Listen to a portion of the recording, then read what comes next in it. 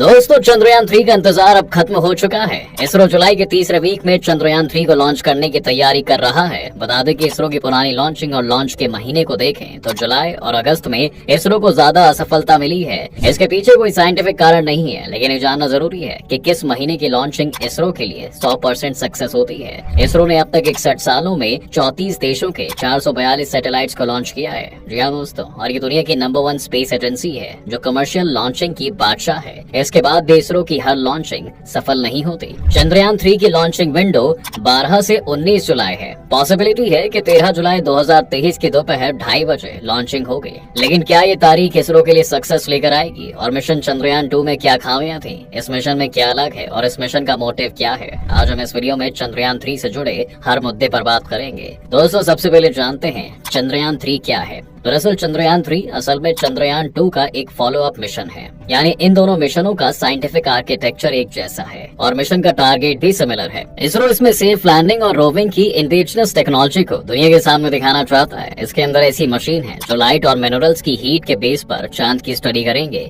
Lander में lunar surface thermophysical experiment chest लगा है। जी हाँ दोस्तों, जो चांद के सरफेस पर थर्मल कंडक्टिविटी टेम्परेचर की स्टडी करेगा। Instrument for lunar seismic activity यानी कि एल्सा चांद के सरफेस पर अर्थक्वेक्स की इंफॉर्मेशन जमा करेगा। लैंडर में लगा लैंगमुइर प्रोब चांद पर प्लाज्मा की डेंसिटी और उसमें आने वाले डिफरेंस की जांच करेगा। इसके अलावा नासा की तरफ से इसमें passive laser retro reflector array लगा हुआ है जो चांद के सरफेस पर लेजर के जरिए रेंजिंग स्टडी करेगा। रोवर में अल्फा पार्टिकल एक्सरे स्पेक्ट्रोमीटर यानी APXS और लेजर इंड्यूस्ड ब्रेकडाउन स्पेक्ट्रोस्कोप यानी कि LIBS लगा है। ये दोनों मिलकर लैंडिंग साइट के आसपास के मिनरल्स, मिट्टी और उनके केमिकल मिक्सचर की स्टडी करेंगे। इंडियन स्पेस रिसर्च ऑर्गेनाइजेशन ने मिशन के लिए 3 मेन उद्देश्यों की आउटलाइन तैयार की है दोस्तों। हालांकि इनका मेन पर्पस चांद की सरफेस पर एक सेफ और सॉफ्ट लैंडिंग सुनिश्चित करना है। चंद्रयान 3 मिशन चंद्रमा के इलाके को पार करने और साइट पर साइंटिफिक एक्सपेरिमेंट करने के लिए रोवर की कैपेसिटी को शो करेगा। प्रोपल्शन मॉड्यूल का यूज लैंडर और रोवर को ऑलमोस्ट 100 किलोमीटर के लूनर ऑर्बिट यानी चंद्र कक्ष में ले जाने के लिए किया जाएगा।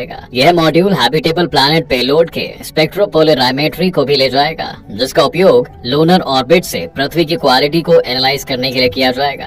दोस्तों, जानकारी मिल रही है कि चंद्रयान 3 अपनी लूनर ट्रिप के दौरान dark side of the moon की भी छानबीन करेगा। इसके लिए चंद्रमा का साउथ पोल रीजन एक स्पेशल इंटरेस्ट का टॉपिक है। जी हाँ, क्योंकि चंद्रमा की अंधेरे वाली वह साइड जिसे dark side of the moon कहते हैं, इस एरिया में पानी पाए जाने की पॉसिबिलिटी है। बता दें कि चंद्रमा पृथ्वी की तरह स्फेरिकल है और नीचे से हम इसकी केवल एक साइड ही देखते हैं। कहा जाता है दोस्तों कि किसी ने भी dark side of the moon को नहीं देखा है। इस हेमिस्फीयर को चंद्रमा का रिमोट पार्ट नाम दिया गया है क्योंकि यह रियलिटी में इतना अंधेरा नहीं है। अंधेरे शब्द का एक मीनिंग होता है, वो है अननोन, मतलब जिसे ढूंढा ना जा सका हो, क्योंकि पहले इंसान के लिए दूर का ज्यादातर पार्ट डार्क था। चंद्रमा का दूर वाला हिस्सा उस तरफ से बहुत अलग है जो हमारी आंखों के सामने दिखता है। चंद्रमा का दूर वाला भाग कहीं अधिक खुरदुरा और टेढ़ा मेढ़ा है। इसकी सतह गड्ढों से भरी हुई है। रिमोट पार्ट का ओनली 1% पार्ट ही डार्क स्ट्रक्चर से ढका हुआ है। अब चंद्रयान 3 इस हिस्से की स्टडी करेगा, लेकिन चंद्रयान 3 को लेकर इसरो का प्लान क्या है?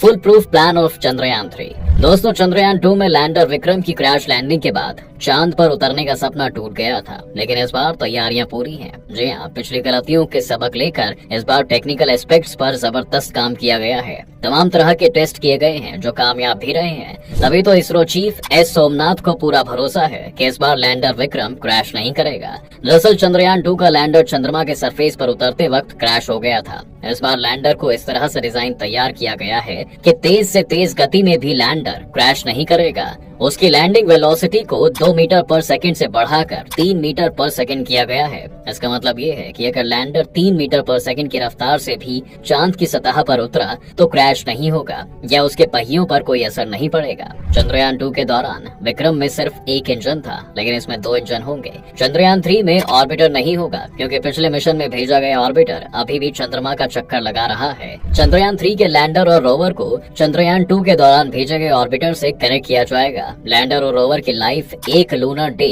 यानी कि धरती के 14 दिन के बराबर होगी। इसरो चीफ एस सोमनाथ की माने तो चंद्रयान 3 स्पेसक्राफ्ट पूरी तरह तैयार है। पिछले साल बेंगलुरु से 215 किलोमीटर दूर छल्लाकेरे के पास उलारती कवालू में चांद के नकली गड्ढे बनाए गए थे, जिसमें लैंडर और रोवर की टेस्टिंग की गई थी। इन गड्ढों को बनाने में 24.2 लाख रुपए की लागत आई थी। गड्ढे 10 मीटर डायमीटर और 3 मीटर गहरे थे। जी हाँ दोस्तों, गड्ढे इसलिए बनाए गए थे ताकि लैंडर रोवर के मूवमेंट की सही जांच हो सके। चंद्रयान 3 में ज्यादातर प्रोग्राम पहले से ही ऑटोमेटिक है। सैकड़ों सेंसर्स लगाए गए हैं जो इसकी लैंडिंग और दूसरे कामों में मदद करेंगे। लैंडर की लैंडिंग के समय हाइट, लैंडिंग की जगह, स्पीड, पत्थरों से लैंडर को बचाने में ये सेंसर्स मदद करेंगे। चंद्रयान 3 चांद के सरफेस पर 7 किलोमीटर की ऊंचाई से लैंडिंग शुरू करेगा। 2 किलोमीटर की ऊंचाई पर आते ही इसके सेंसर्स खुद काम करने लगेंगे। सेंसर्स के अकॉर्डिंग ही लैंडर अपनी डायरेक्शन, स्पीड और लैंडिंग साइट को डिसाइड करेगा। इस बार इसरो साइंटिस्ट लैंडिंग को लेकर कोई गलती नहीं करना चाहते, क्योंकि चंद्रयान 2 में सेंसर्स और बूस्टर्स में गड़बड़ी होने की वजह से उसकी हार्ड लैंडिंग हुई थी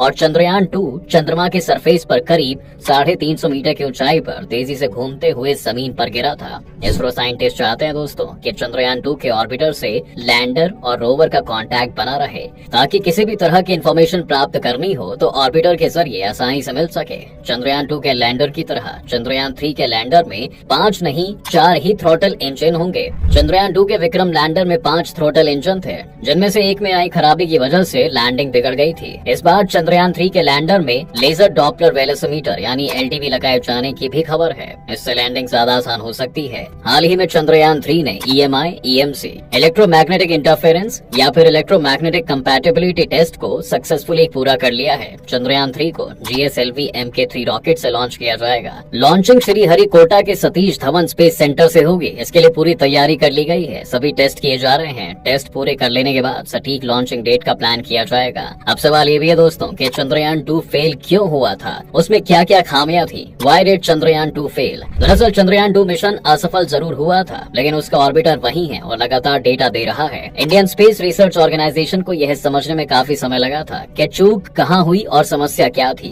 दरअसल चंद्रयान 2 के सॉफ्टवेयर में प्रॉब्लम थी। इसरो के चंद्रयान 2 का विक्रम लैंडर भले ही चांद के साउथ पोल पर सही से लैंड न कर पाया हो, लेकिन इसरो ने चांद के साउथ पोल पर अपना निशान 10 साल पहले ही छोड़ दिए थे। दरअसल इसरो के साइंटिस्ट ने 22 अक्टूबर 2008 को चंद्रयान 1 को लॉन्च किया गया था। इसके जरिए चांद के साउथ पोल पर पानी की खोज की थी। पिछले सफलताओं के इंस्पिरेशन और गलतियों से सबक लेकर इस बार टेक्निकल पहलुओं पर जबरदस्त काम किया गया है। इसरो अब तक 123 स्पेसक्राफ्ट मिशन, 91 लॉन्च मिशन, 424 विदेशी satellites, 15 student satellites, 2 re entry mission, 3 Indian private satellites launch कर चुका है। इन्हें आपस में जोड़ा नहीं जा सकता, क्योंकि लॉन्च मिशन के साथ ही स्पेसक्राफ्ट और सैटेलाइट मिशन होते हैं। इसरो ने देश के लिए कुल 123 सैटेलाइट लॉन्च किए हैं, जिनमें communication, disaster management, internet, defence, weather और एजुकेशन जैसे डिफरेंट एरियाज को सर्विसेज देने वाले सैटेलाइट्स हैं। अगर सब कुछ सही रहा दोस्तों तो 13 से 19 जुलाई के बीच चंद्रयान 3 लॉन्चिंग कर दी जाएगी। वहीं अगर चंद्रयान 3 13 जुलाई 2023 के दोपहर 2:30 बजे छोड़ा जाता है तो इस तारीख में इसरो की यह दूसरी लॉन्चिंग होगी।